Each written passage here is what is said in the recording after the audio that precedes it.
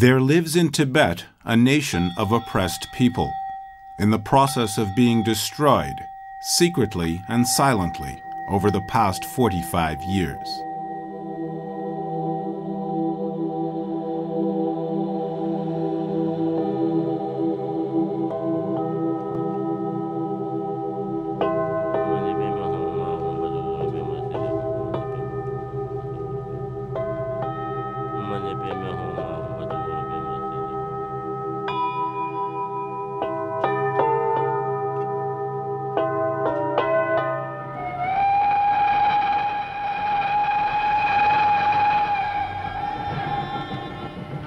It is a faraway and mysterious country, inaccessible for a long time and often forbidden. It is an immense plateau at an altitude of 4,000 meters, surrounded by deserts and the highest mountains in the world. Among the first images of Tibet were these, filmed in 1938 by a scientific mission undertaken by Germany's Third Reich.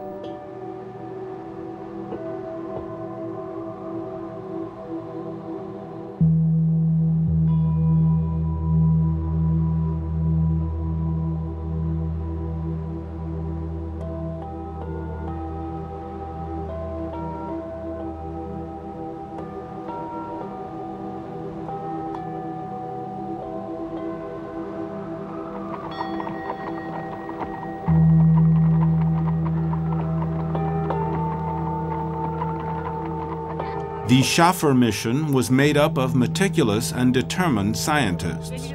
To understand what they were seeing, everything had to be measured. Everything.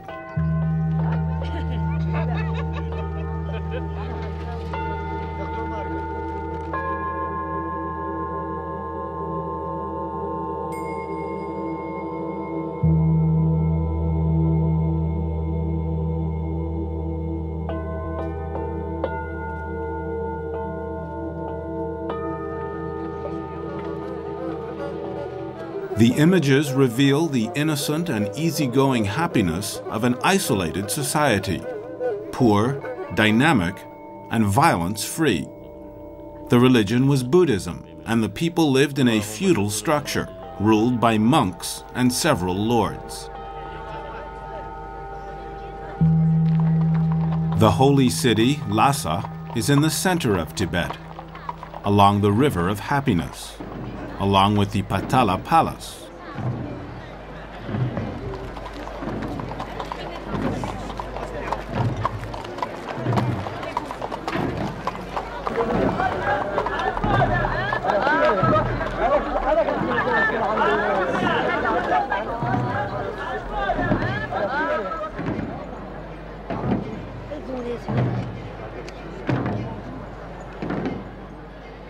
Welcome to all strangers. Several days after his arrival, Schaffer filmed the New Year's celebrations.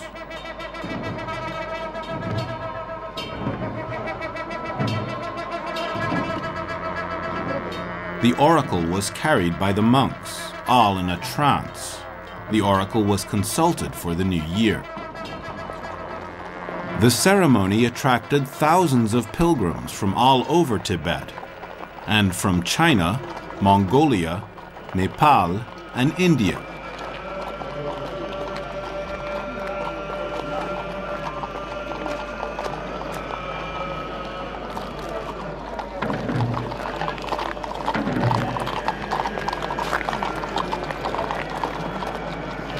The images would have viewers believe that nothing had changed since the time of Genghis Khan, neither the gold and ceremonial costumes, nor the quiet pride of the lords.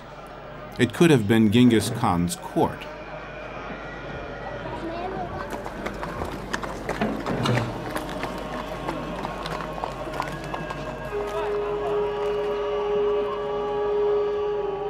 The country was ruled at that point by a regent.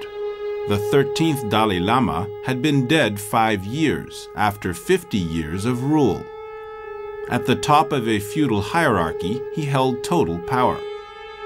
He was always the reincarnation of the previous Dalai Lama, When he died, in turn he would be reincarnated in a young boy, whom the monks would seek out from village to village, and would recognize by secret signs.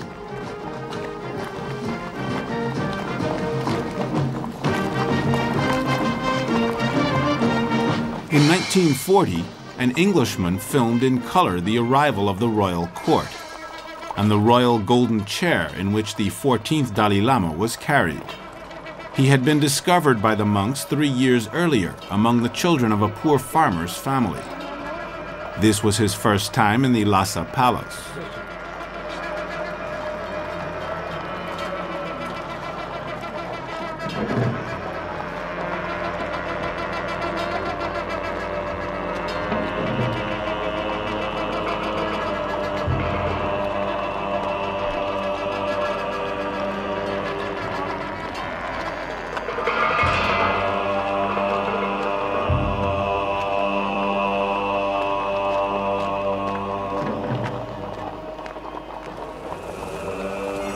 It was the first visit by a foreign dignitary, Sir Basil Gould, the ambassador of Great Britain.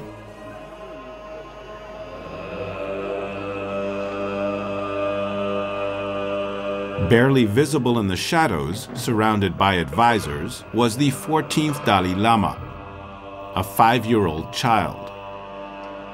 Could he imagine what the future would bring?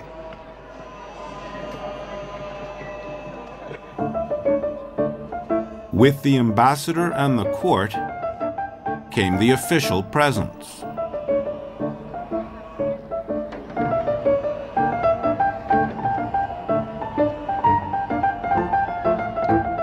A pedal car for his brother.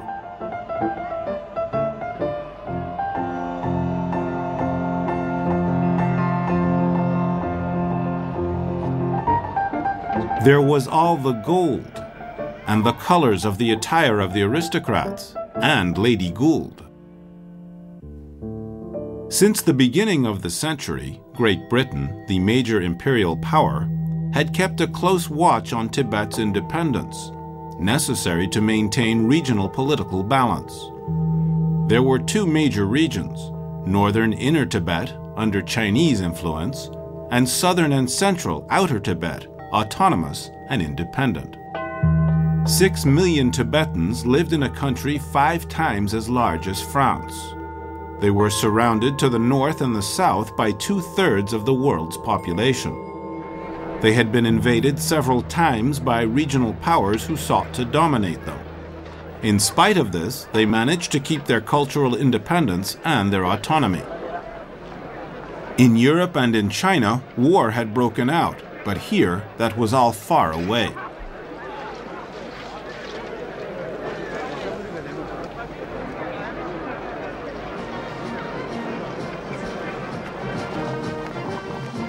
Austrian mountain climber Heinrich Harrer crossed the Himalayas and reached forbidden Tibet.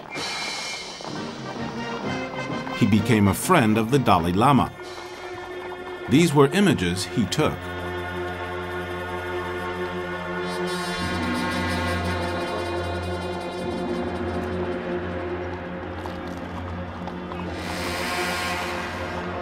Between the winter and summer palaces, the inner circle of the Dalai Lama carried on.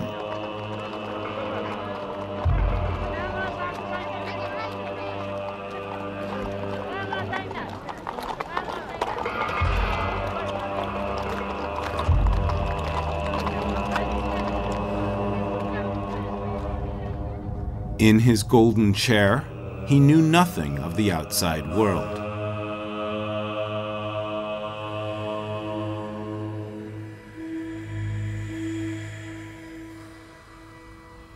The war changed the world's balance. In India, Gandhi launched the movement for independence. The British Empire was coming apart.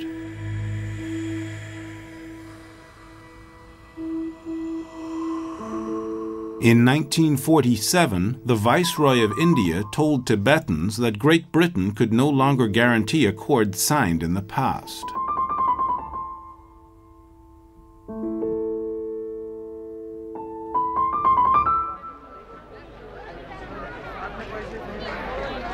One last time, Harrer filmed the New Year's celebration.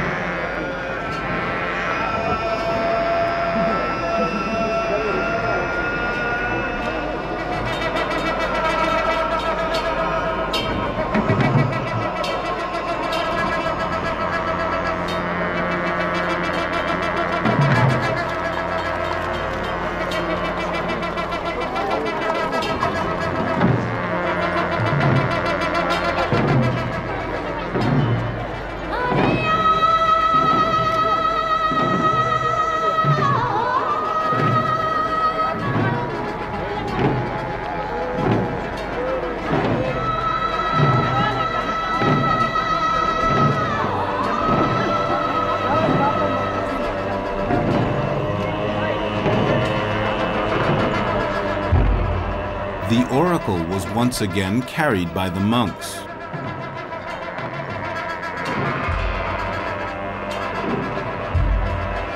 He made his predictions.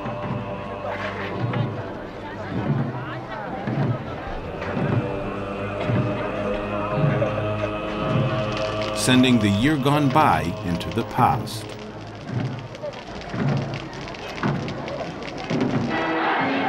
In 1949, the Long March in China ended. The People's Republic came into being. Very quickly, Mao urged Tibetans to free themselves of feudal rule.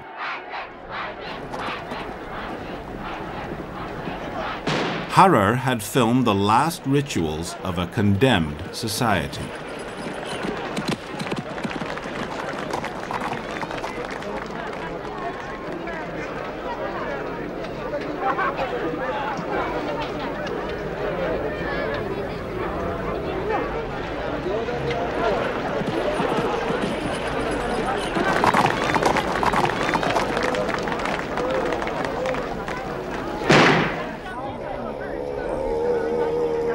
The young Dalai Lama was increasingly facing threats. Warned of the danger, the monks decided to crown him 2 years before the normal age. He had just turned 15.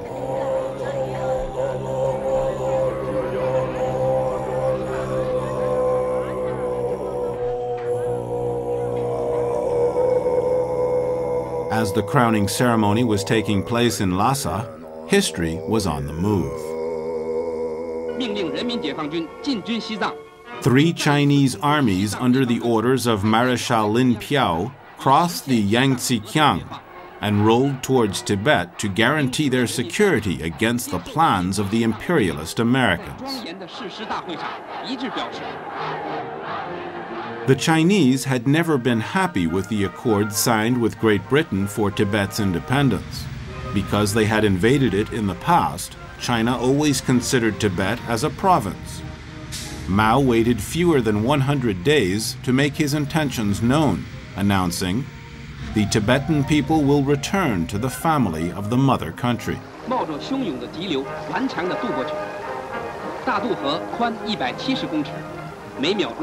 An expedition was launched.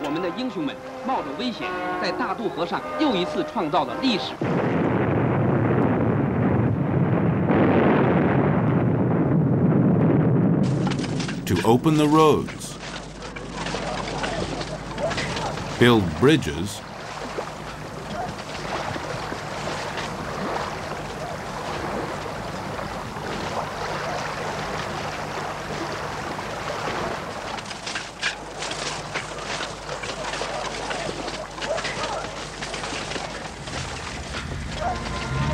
and cross passes at an altitude of more than 5,000 meters.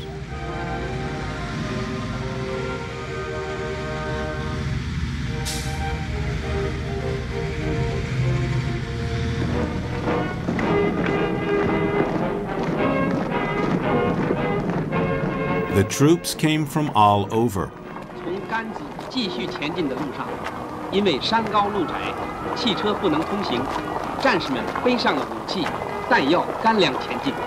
每人背着80多斤的东西，越过高山峻岭，穿过原始森林。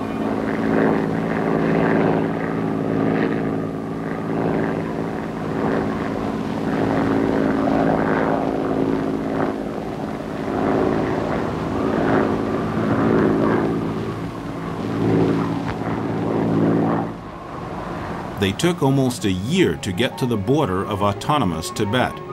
他们带来全国各族青少年和亿万革命群众的心愿。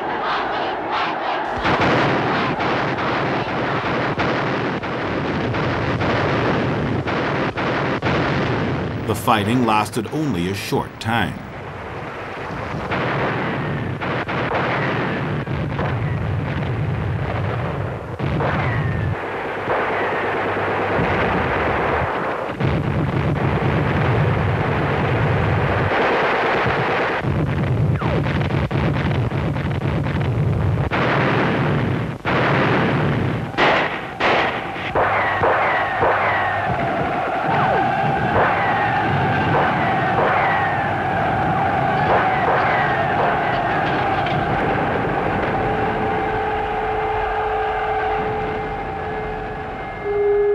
Outnumbered by 10 to 1, poorly armed with no battle plans, the tiny Tibetan army was crushed.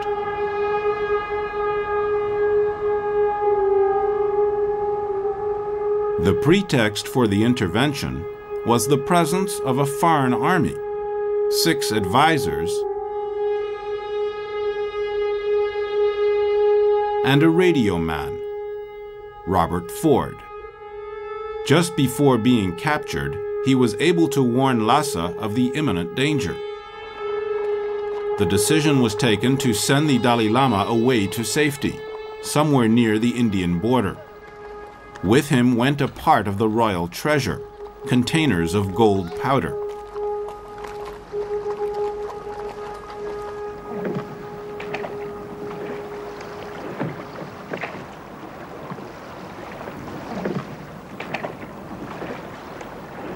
This had already been done during other invasions in the past.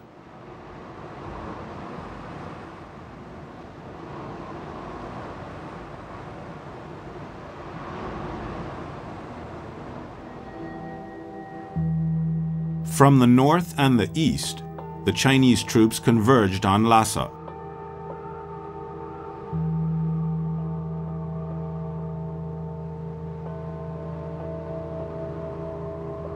"200 kilometers from there lay the city of Shigatse, Tibet's second city, the home of the Panchen Lamas. The Panchen Lama was also the reincarnation of his predecessor, and was number 2 in the hierarchy of political and religious power. He was 14 years old, and was totally dependent on the opinions and the plotting of his advisors. He became the point man of the communists. He wrote Mao, "Tibet is with you." 9 months later, a unit of the People's Army took up residence in Lhasa. There were 20,000 soldiers for 50,000 Tibetans. The seizures, punishments, and famine began. Nothing would ever be the same. Propaganda showed off Tibet as free and Chinese, a nation among others in the large family of Greater China.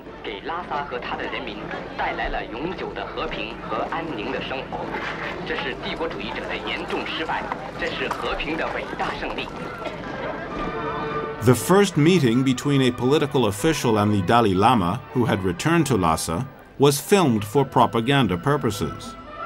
In Beijing, emissaries of the Tibetan government signed under pressure a 17-point accord that the Chinese then ratified with a false Dalai Lama stamp. The accord called for the maintaining of Tibetan cultural and religious identity. Independence was gone, but the authority of the Dalai Lama was carried on.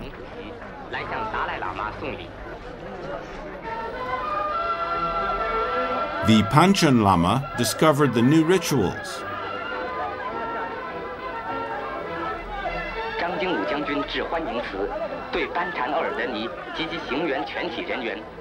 The unending speeches and propaganda,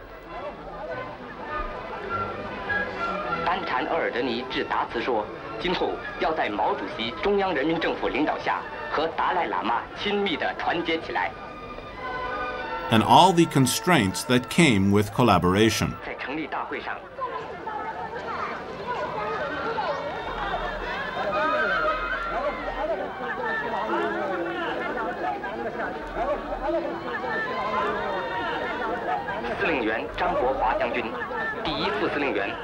War was on in Korea.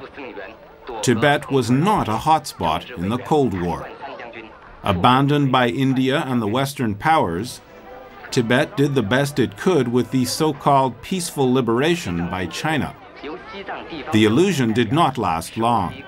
2 years later, the Chinese forced the Dalai Lama to send away his main ministers and advisors. He assumed sole responsibility for the government, by now an isolated body, along with the Panchen Lama and the Chinese political officers.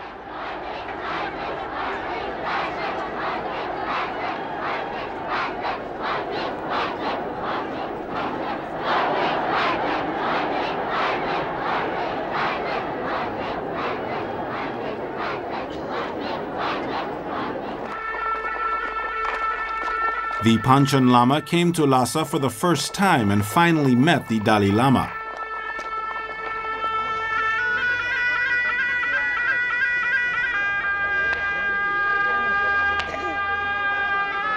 They were 17 and 16 years old.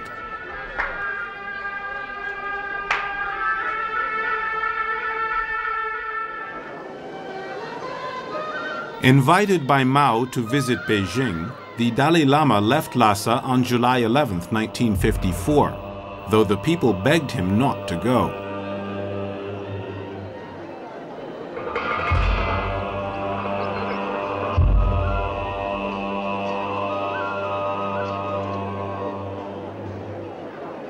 They were afraid he would never be able to return.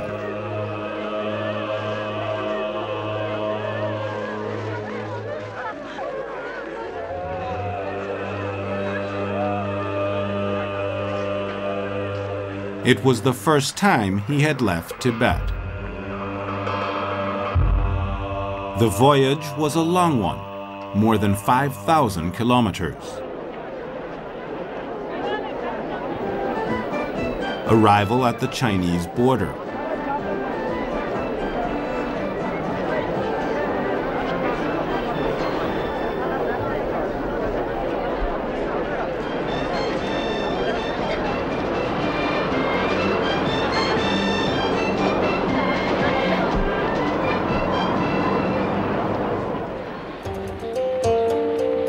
The Dalai Lama took the train for the first time.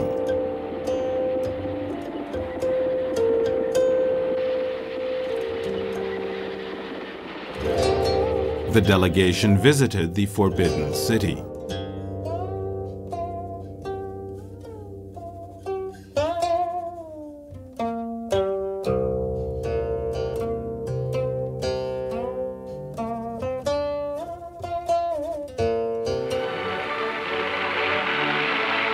The Dalai Lama and the Panchen Lama met with Mao several times and celebrated their 20th birthdays in Beijing.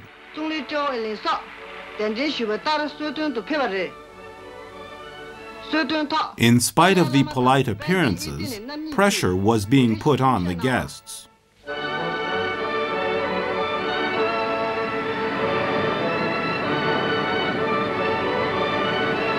Pressure about the gifts of communism.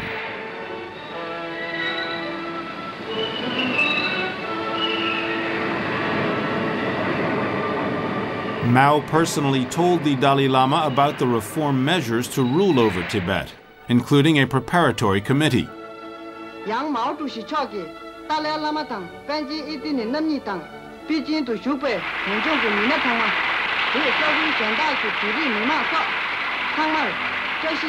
And there were deputies in the National Assembly.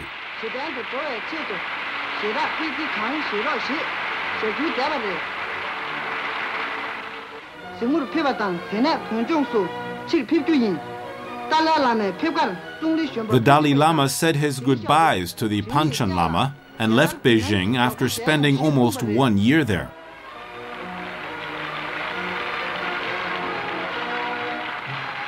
With no news, Lhasa thought he had been taken prisoner.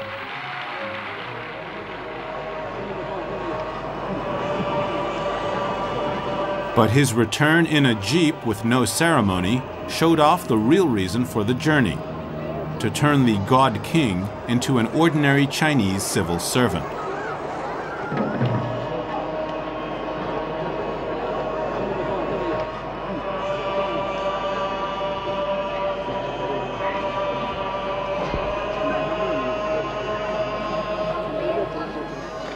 The Panchen Lama, wearing a suit, was kept like a hostage in Beijing.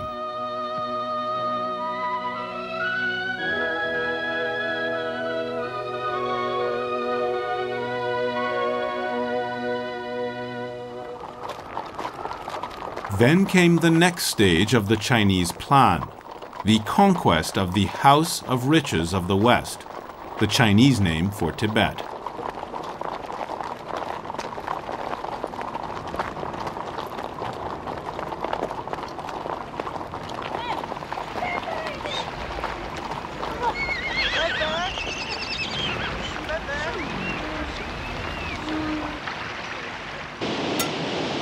First came strategic routes up to the border with India, 2,500 kilometers of new roads.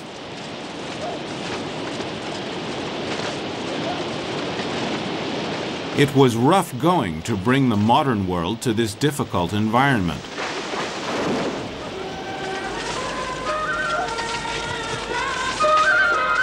The walls of the Tibetan fortress were opened, ending the protection offered by the highest mountains in the world.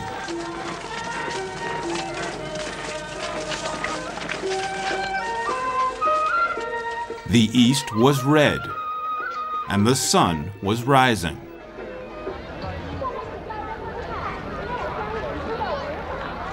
Mao brought electricity.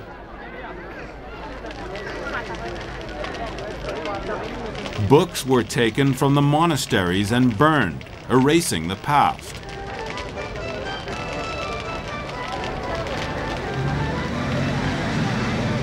It was a direct road between Beijing and Lhasa.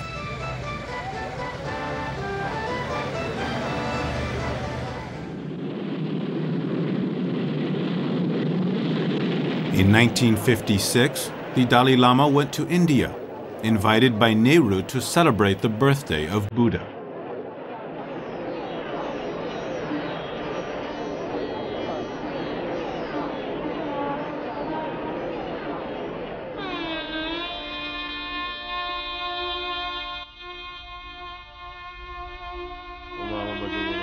The Buddha experienced his awakening under this tree.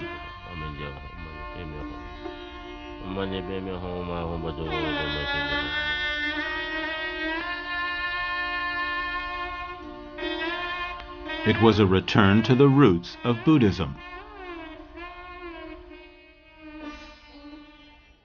The Panchen Lama also made the voyage.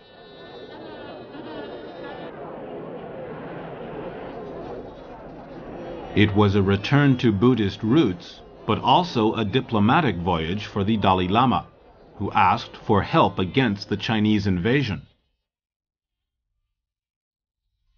and was refused.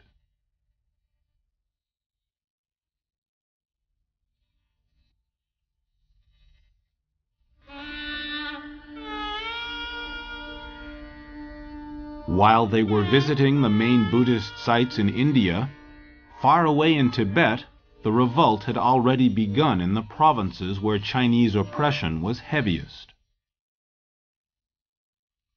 The voyage was about to end for the Dalai Lama and the Panchen Lama. How could they know their paths were about to separate forever? Kawa. Kawa. Ma. Ma. Jama. Jama. Pama. Pama. Jama. Jama. Pama. Pama. Pa. Pa. Gawa. Gawa. Pa. Pa. Gawa. Gawa. Kawa. Kawa. Ma. Ma. Jama. Jama. Pama. This was the Chinese method. It began in school and continued on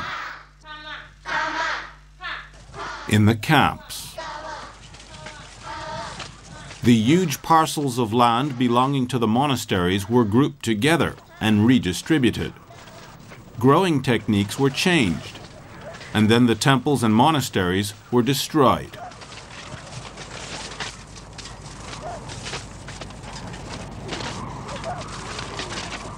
Religious practices were made illegal.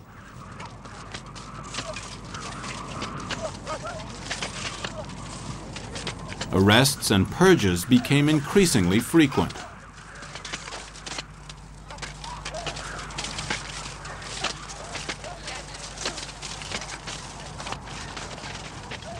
Traditional agriculture was ruined, and the first famines began. Over 3 years, rioting against oppression had increased in the central provinces. The resistance was becoming organized. The large remaining monasteries were the last oases against colonization.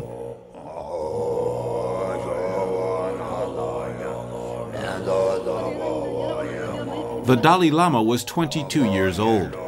He took his last exams before being awarded his full religious attribution.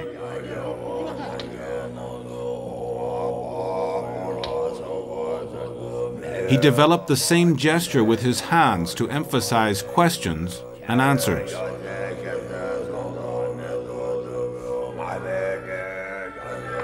From monastery to monastery.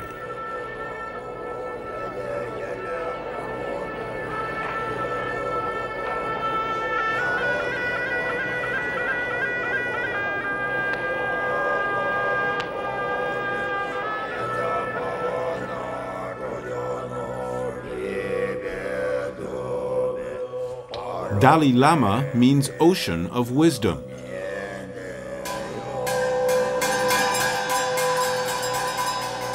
The last illusion that Tibet could live freely with its culture and beliefs was shattered. With attacks and ambushes, the revolt continued.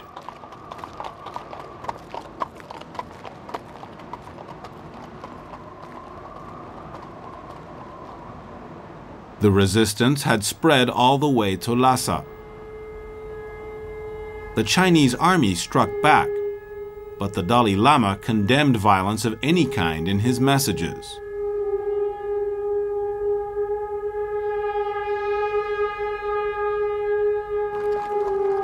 He was warned it was time to leave. During the night of March 17th, he put on a Chinese uniform, and with almost no escorts, he left the palace. Destination unknown. The inhabitants of Lhasa rose up, 20,000 civilians against 40,000 Chinese soldiers.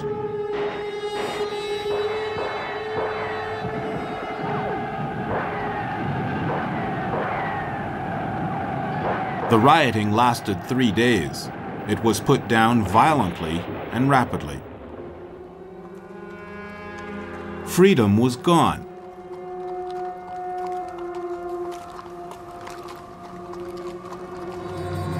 The resistance had ended.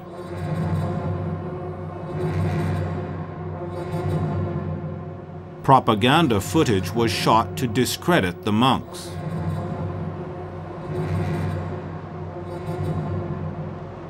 There were thousands of deaths, more than 10,000 in Lhasa and at least 100,000 throughout the country. Everything was destroyed.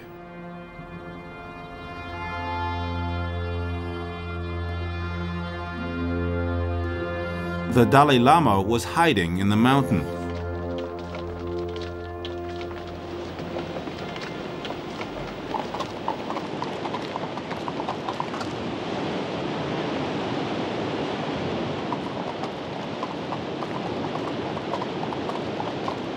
The Chinese were looking for him, saying he had been kidnapped by counter-revolutionaries.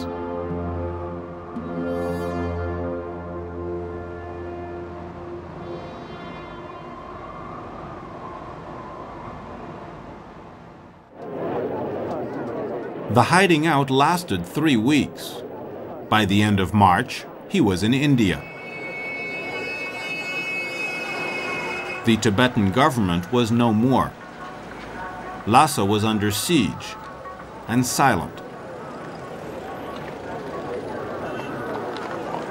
Welcomed by Nehru, the Dalai Lama began life in exile.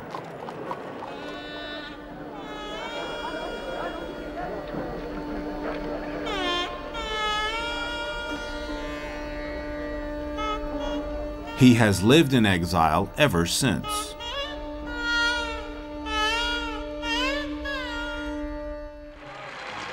The Dalai Lama desperately tried to tell the whole world about the genocide and repression taking place in Tibet.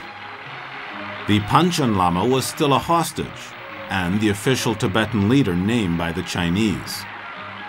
He renounced collaborating with the Chinese several times, and 5 years later offered his public support to the Dalai Lama. He was sentenced to 15 years in prison and then house arrest in Beijing. Tibet was completely annexed. The Chinese army continued south to straighten out its borders with India, which was now directly threatened.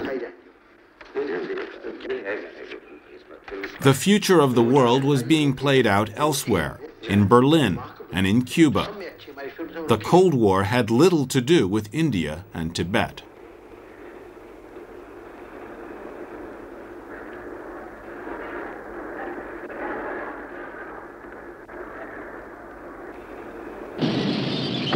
Nehru faced a war and was dealt a sharp defeat. The results were clear.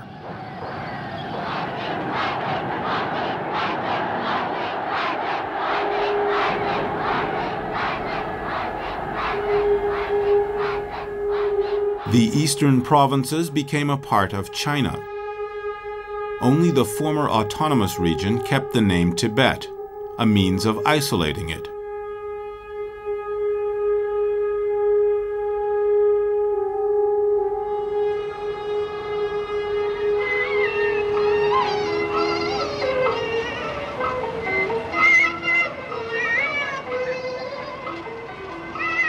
Then came the continuation of the Chinese method.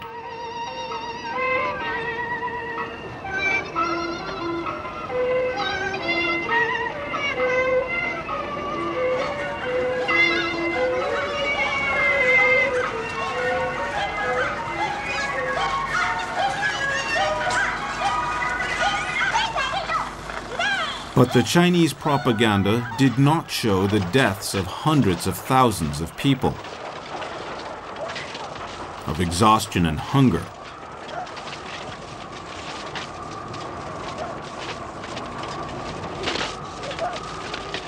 There was terror, torture, and rape.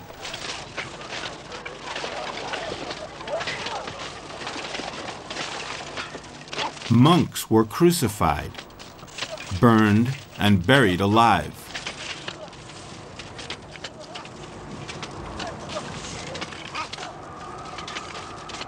Children were forced to kill their own parents.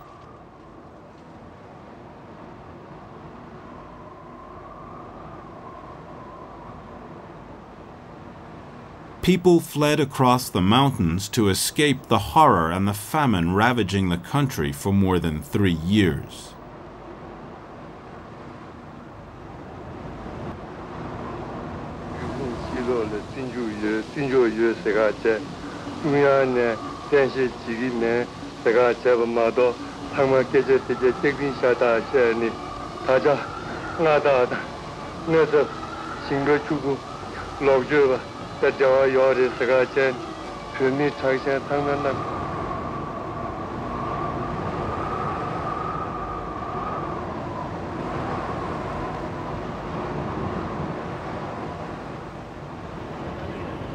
More than 100,000 people were able to join the Dalai Lama in India.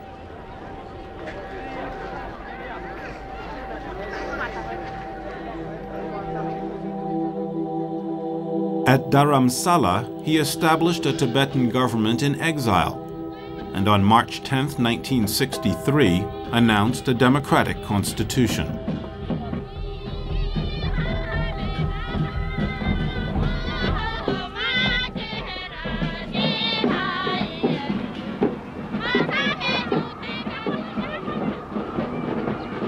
The violence and acts of resistance continued. They were known as the Special Border Force, a Tibetan underground commando unit trained and maintained by the CIA.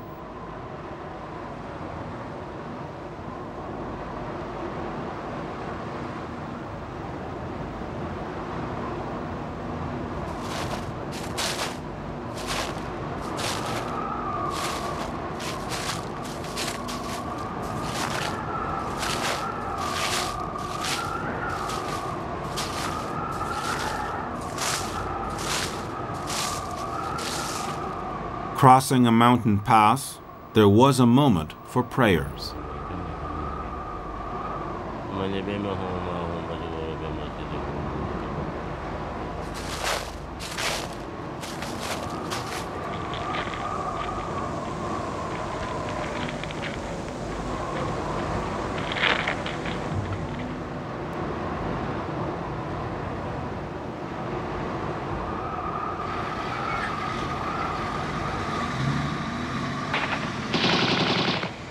There was fighting and ambushes, typical partisan guerrilla warfare.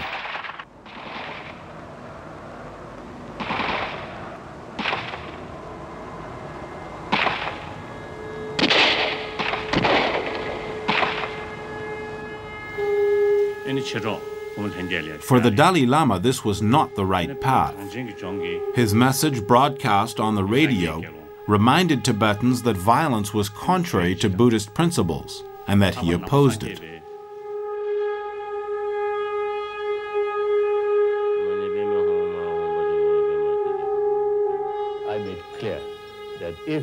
J'ai été très clair dès le début. Si les Tibétains choisissent la violence pour résister aux Chinois, alors je me retire de mes responsabilités.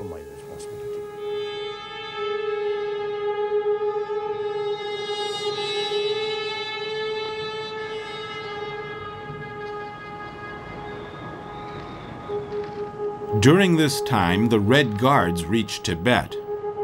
The last monasteries and temples still standing were razed to the ground. The Cultural Revolution continued another 10 years.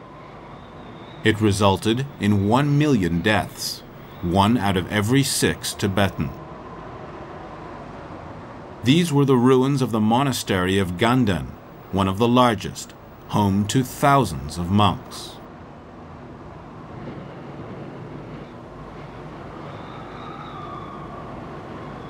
An entire society and its culture were destroyed.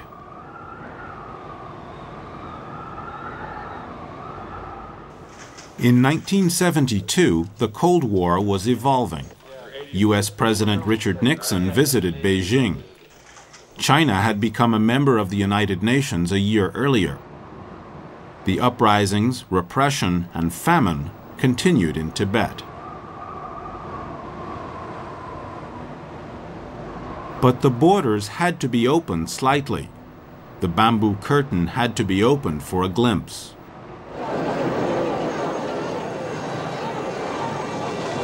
For the first time, the Chinese authorized a visit by a group of Tibetans in exile. They had been waiting so long for this moment. The Dalai Lama's family was there.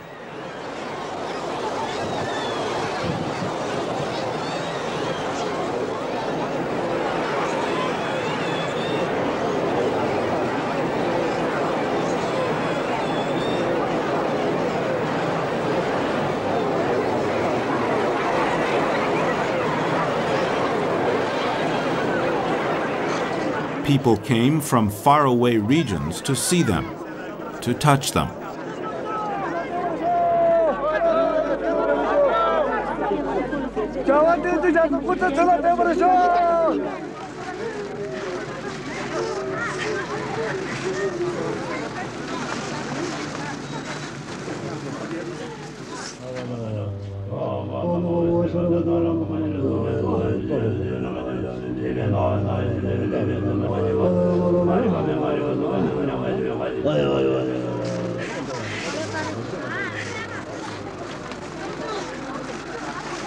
Nothing had been forgotten.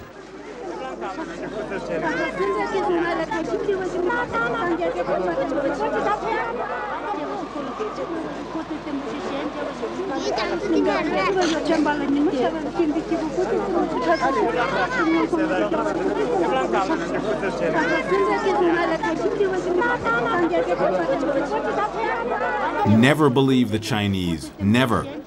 Tell the Dalai Lama not to come back.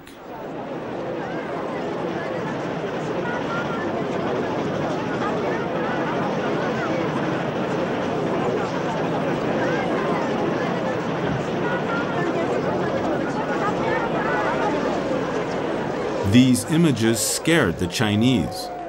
They learned that 20 years of exile, repression, and re-education had not lessened the prestige of the Dalai Lama.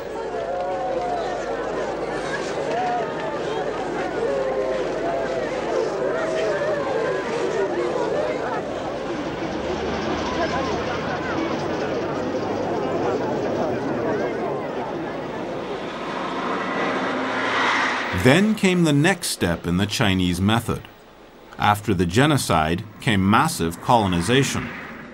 Hundreds of thousands of Chinese settlers invaded Tibet. In 1980, Lhasa became a Chinese city.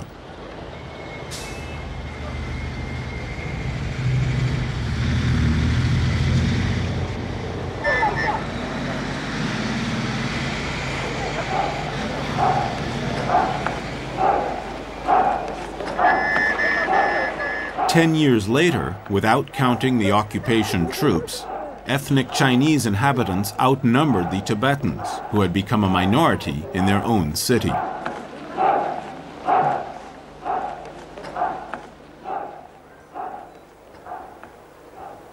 Checks and balances worldwide continued to evolve.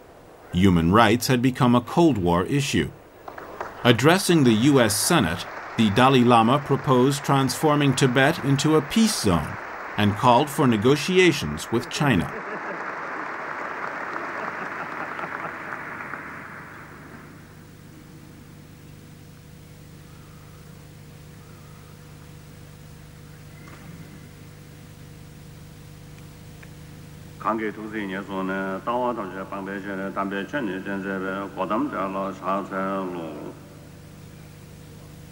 Here I enjoy the freedom of... Posters appeared on the walls of Lhasa copying the favorable response of the U.S. Senate. Very little was needed to awaken the hope and courage needed to display the Tibetan flag for the first time in 30 years.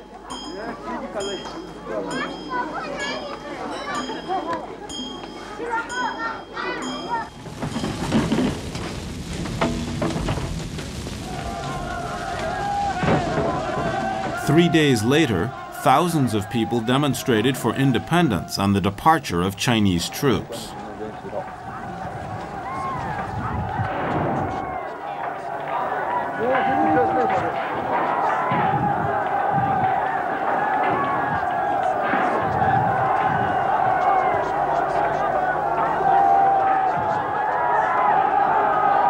The gatherings were repeated 6 months and then a year later.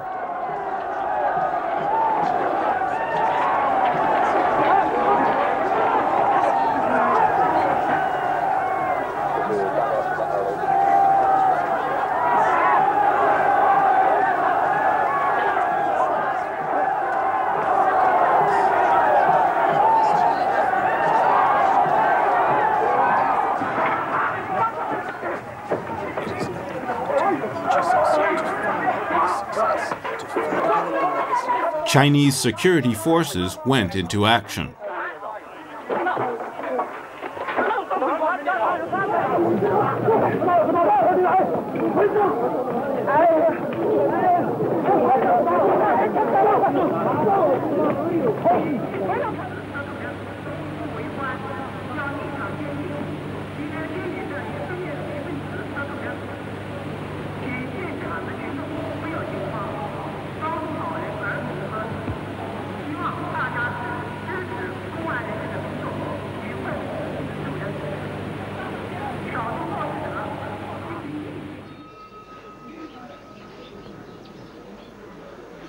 In Dharamsala, people held a silent demonstration. For the human rights as the very foundation for a true, just, and lasting peace. And accordingly, I now call upon... In 1989, the Dalai Lama received the Nobel Peace Prize in Oslo. Will you please enter the podium and receive the Nobel Peace Prize for 1989 with a gold medal and the diploma.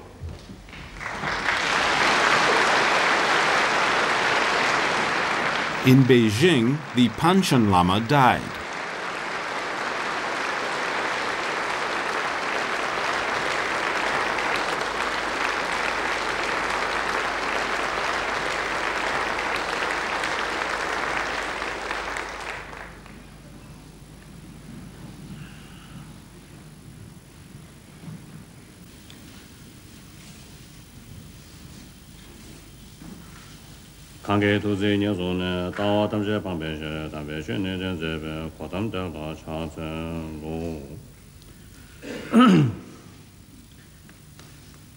First, let me say a few words in Tibetan. The Berlin Wall came down and McDonald's was in Moscow.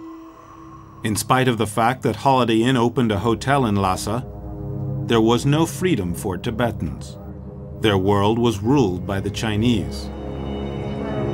Overwhelmed by millions of Chinese settlers, the remnants of Tibetan society, hanging between life and death, are waiting to be saved.